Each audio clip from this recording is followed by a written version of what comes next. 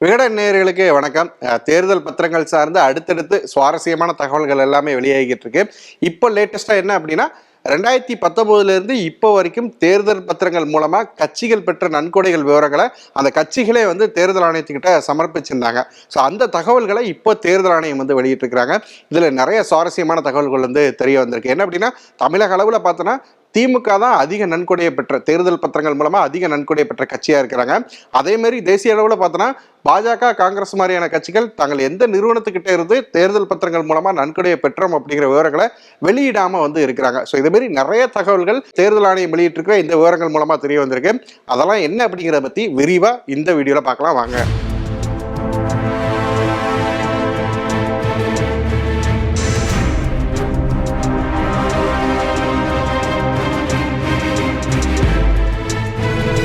தேர்தல் பத்திரங்கள் சார்ந்து உச்சநீதிமன்றம் சமீபத்தில் ஒரு முக்கியமான தீர்ப்பை வந்து வெளியிட்டிருந்தாங்க. அதன் மூலமா பார்த்தோன்னா ஸ்டேட் பேங்க் ஆஃப் இந்தியா வந்து தேர்தல் பத்திரங்கள் மூலமா எந்தெந்த நிறுவனங்கள் எந்தெந்த கட்சிகளுக்கு எவ்வளவு நன்கொடை கொடுத்துருக்காங்க அப்படிங்கிற விவரங்களை தேர்தல் ஆணையத்துக்கிட்ட வந்து சமர்ப்பிச்சிருந்தாங்க.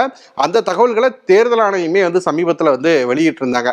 ஆனால் தேர்தல் ஆணையம் வந்து கட்சிகள் இருக்கிறாங்க இல்லையா, கட்சிகள் நாங்கள் இந்தந்த நிறுவனத்துக்கிட்ட இருந்து இவ்வளவு நிதியை வந்து தேர்தல் பத்திரம் மூலமா பெற்றுக்கிறோம் அப்படிங்கிற விவரங்களை சமர்ப்பிச்சிருந்தாங்க இல்லையா, அந்த விவரங்களை வந்து வெளியிடாமலே வந்து வச்சிருந்தாங்க.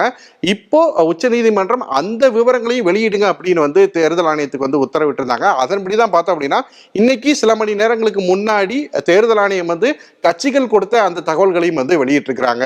கூட்டணி விஷயத்துலதான் அதிமுகவோட எடப்பாடி பழனிசாமி ஏமாளியா இருக்கார் அப்படின்னு பார்த்தா இந்த தேர்தல் பத்திரங்கள் விஷயத்திலையும் எடப்பாடி பழனிசாமி ரொம்பவே பின்தங்கி போய் தான் இருக்காரு. அதாவது என்ன அப்படின்னா தமிழக அளவில் பார்த்தோம் அப்படின்னா அதிமுகவை விட திமுக 650 கோடி ரூபாய் அதிகமா தேர்தல் பத்திரங்கள் மூலமா வந்து நிதி பெற்றுக்கிறாங்க. இது தமிழக அளவிலான விஷயம். இதை பத்தி பின்னாடி நம்ம விரிவா பார்க்கலாம். அதுக்கு முன்னாடி தேசிய அளவிலான சில கட்சிகளை பத்தி பார்த்தரலாம். தேசிய அளவில் பார்த்தோம் அப்படின்னா பாஜக, காங்கிரஸ், ஆம் ஆத்மி மாதிரியான தேசிய கட்சிகள் வந்து எந்தெந்த நிறுவனங்கள் கிட்ட இருந்து நாங்கள் நிதி பெற்றோம், தேர்தல் பத்திரங்கள் மூலமா நிதி பெற்றோம் அப்படிங்கிற விவரத்தை வந்து வெளியிடல. அதே நேரத்தில் எதை வந்து தேர்தல் ஆணையத்துக்கிட்ட சமர்ப்பிச்சிருக்கிறாங்க அப்படின்னா எந்தெந்த நாள்ல எவ்வளவு நிதியை வந்து பெற்றிருக்கிறோம், தேர்தல் பத்திரங்கள் மூலமா எவ்வளவு நிதியை பெற்றிருக்கிறோம் அப்படிங்கிற அந்த விவரத்தை மட்டும்தான் தேர்தல் ஆணையத்துக்கிட்ட வந்து அவங்க சமர்ப்பிச்சிருக்கிறாங்க. அதை தேர்தல் ஆணையமே வந்து ஏத்துக்கிட்டாங்க.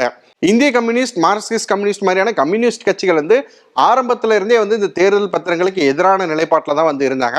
அதனால அவங்க இந்த தேர்தல் பத்திரத்து மூலமா நிதி பெற போதில்லை அப்படிங்கிற நிலைப்பாட்டை வந்து எடுத்திருந்தாங்க. அதனாலேயே வந்து அவங்க வந்து இந்த தேர்தல் பத்திரங்கள் மூலமா நிதி பெறதுக்காக பிரத்யேக வங்கி கணக்கு அப்படின்னு சொல்லிட்டு எதையுமே வந்து உருவாக்கவே இல்லை. ஸோ தேர்தல் பத்திரங்கள் சார்ந்து அவங்களோட நிலைப்பாடு இதுவாக தான் வந்து இருந்திருக்கு கடைசி வரைக்குமே.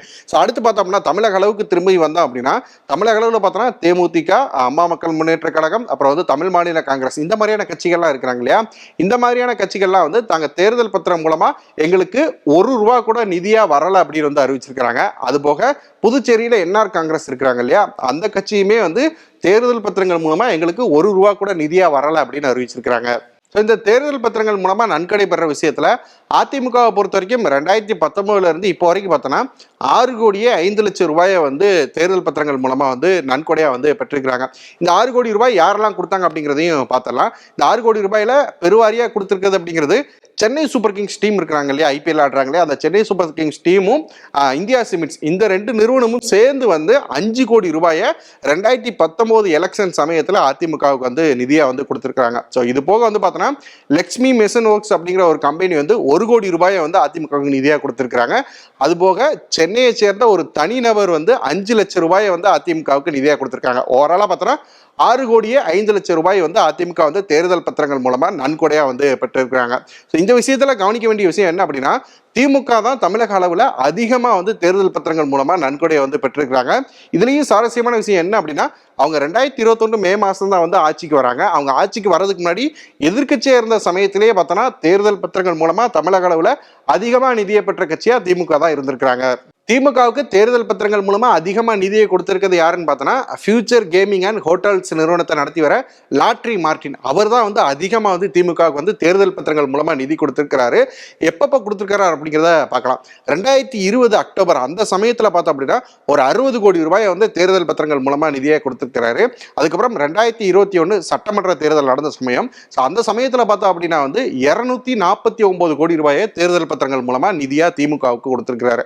அடுத்து 2022ஆம் ஆண்டு பார்த்தோன்னா 160 கோடி ரூபாயை வந்து நிதியா கொடுத்திருக்கிறாரு. ஸோ அப்புறம் கடந்த ஆண்டு 2023ஆம் ஆண்டு 40 கோடி ரூபாயை நிதியா கொடுத்திருக்கிறாரு.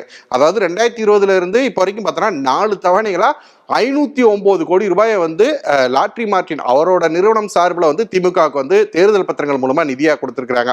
ஸோ லாட்ரி மார்டின் இவரை பொறுத்த வரைக்கும் பார்த்தோம் அப்படின்னா இந்தியாவில் தேர்தல் பத்திரங்கள் மூலமா அதிகமாக நன்கொடை கொடுத்திருக்கிறவர் வந்து லாட்ரி மார்டின் தான். ஸோ அவர் அதிகமாக நன்கொடை கொடுத்திருக்கிறாரு, தேர்தல் பத்திரங்கள் மூலமா கொடுத்திருக்காரு. அப்படிங்கிறப்போ இந்திய அளவில் அதிகமாக தேர்தல் பத்திரங்கள் மூலமா நன்கொடையை பெற்றிருக்கிற கட்சி வந்து பாஜக தான். ஸோ பாஜகவுக்கு இதை விட அதிகமாகவே அவர் நிதி கொடுத்திருப்பாரு அப்படின்னு நாம எடுத்துக்கலாம். தேர்தல் பத்திரங்கள் மூலமா கட்சிகளுக்கு அதிக நன்கொடையை வழங்கின நிறுவனங்கள் பட்டியலில் இந்திய அளவில் 2வது இருக்கிற நிறுவனம் வந்து மேகா இன்ஜினியரிங் அண்ட் இன்ஃப்ரா அப்படிங்கிற ஒரு நிறுவனம். அது ஹைதராபாத்தை பேஸா வச்சு இயங்கிக்கிட்டு வர ஒரு நிறுவனம். ஸோ அந்த நிறுவனம் மூலமாகவும் திமுகவுக்கு அதிகமான நிதி தேர்தல் பத்திரம் மூலமா வர ஆரம்பிச்சிருக்கு. அதுலேயும் குறிப்பாக பார்த்தோம்னா திமுக ஆட்சிக்கு வந்ததுக்கு அப்புறம் அவங்க மூலமா அதிகமான நிதி வந்து திமுகவுக்கு கிடைச்சிருக்கு. எவ்வளோ அப்படின்னு பார்த்தோன்னா 109 கோடி ரூபாயை இந்த மேகா இன்ஜினியரிங் அண்ட் இன்ஃப்ரா அப்படிங்கிற இந்த நிறுவனத்தின் மூலமா தேர்தல் பத்திரங்கள் மூலமா வந்து திமுக நிதியா வந்து பெற்றிருக்கிறாங்க. அதிமுக திமுக இந்த 2 கட்சிகளும் தேர்தல் பத்திரங்கள் மூலமா பெற்ற நிதியில ஒரு சின்ன ஒப்பீடு வந்து பண்ணி பார்க்கலாம். 2019 சமயத்துல Chennai super Kings and India cements இந்த 2 நிறுவனமும் சேர்ந்து அதிமுகவுக்கு 5 கோடி ரூபாயை தேர்தல் நிதியா கொடுத்திருந்தாங்களே அந்த தேர்தல் பத்திரங்கள் மூலமா. அதே சமயத்துல அதே 2019ல திமுகவுக்கு அவங்க எவ்வளவு நிதியை தேர்தல் பத்திரங்கள் மூலமா கொடுத்திருக்காங்கன்னு பார்த்தோம்னா அதிமுகவோட அதிகமா கொடுத்திருக்காங்க. எவ்வளவு கொடுத்திருக்காங்கன்னா 10 கோடி ரூபாயை வந்து திமுகவுக்கு வந்து நிதியா வந்து கொடுத்திருக்காங்க. அதே மாதிரி லக்ஷ்மி மெஷன் ஒர்க்ஸ் நிறுவனம் வந்து 2019ல அதிமுகவுக்கு 1 கோடி ரூபாயை தேர்தல் பத்திரங்கள் மூலமா நிதியா கொடுத்திருந்தாங்க இல்லையா. அதே சமயத்துல திமுகவுக்கு அதே 2019ல அவங்க வந்து 1.5 கோடி ரூபாயை வந்து தேர்தல் பத்திரங்கள் மூலமா நிதியா வந்து கொடுத்திருக்கிறாங்க. இது போக பார்த்தோன்னா ராம்கோ சிமெண்ட்ஸ் நிறுவனம் திமுகவுக்கு 5 கோடி ரூபாய் நிதியா கொடுத்திருக்கிறாங்க. திரிவேணி நிறுவனம் 2 தவணைகளா 8 கோடி ரூபாயை வந்து திமுகவுக்கு வந்து தேர்தல் பத்திரங்கள் மூலமா நிதியா கொடுத்திருக்காங்க. இந்த தேர்தல் பத்திரங்களை தொடக்கத்துல இருந்தே எதிர்த்து விமர்சிச்சு செய்தி வெளியிட்டு வர சன் டிவி நெட்வொர்க் நிறுவனம் இவங்க வந்து திமுகவுக்கு தேர்தல் பத்திரங்கள் மூலமா பார்த்தோன்னா 10 கோடி ரூபாயை நிதியா வழங்கியிருக்கிறாங்க. 2023 நவம்பர்ல தேர்தல் ஆணையத்துக்கிட்ட திமுக வந்து இந்த தேர்தல் பத்திரங்கள் மூலமா அவங்க எவ்வளவு நன்கொடை பெற்றாங்க அப்படிங்கிற விவரத்தை வந்து சமர்ப்பிச்சிருந்தாங்க. அதுபடி பார்த்தோம் அப்படின்னா திமுக வந்து 656 கோடியே 50 லட்சம் ரூபாயை வந்து தேர்தல் பத்திரங்கள் மூலமா நன்கொடையை வந்து பெற்றிருந்தாங்க. இதை வந்து அதிமுகவோட ஒப்பிட்டு பார்த்தோம் அப்படின்னா அதிமுக வந்து 6 கோடியே 5 லட்சம் ரூபாயா தான் வந்து தேர்தல் பத்திரங்கள் மூலம் நிதியை வந்து பெற்றிருந்தாங்க. ஸோ கிட்டத்தட்ட பார்த்தோம்னா அதிமுக விட 650 கோடி ரூபாயை அதிகமா வந்து திமுக தேர்தல் பத்திரங்கள் மூலமா நிதியா பெற்றிருக்கிறாங்க. தேர்தல் பத்திரங்கள் சார்ந்து உச்சநீதிமன்றம் அதிரடியாக தீர்ப்பு வழங்கினதிலிருந்தே ஒவ்வொரு நாளும் கட்சிகள் பெற்ற நிதி சம்பந்தமா வந்து பல அதிர்ச்சிகரமான தகவல்கள் வந்து வெளியாகிக்கிட்டே வந்து இருக்கு.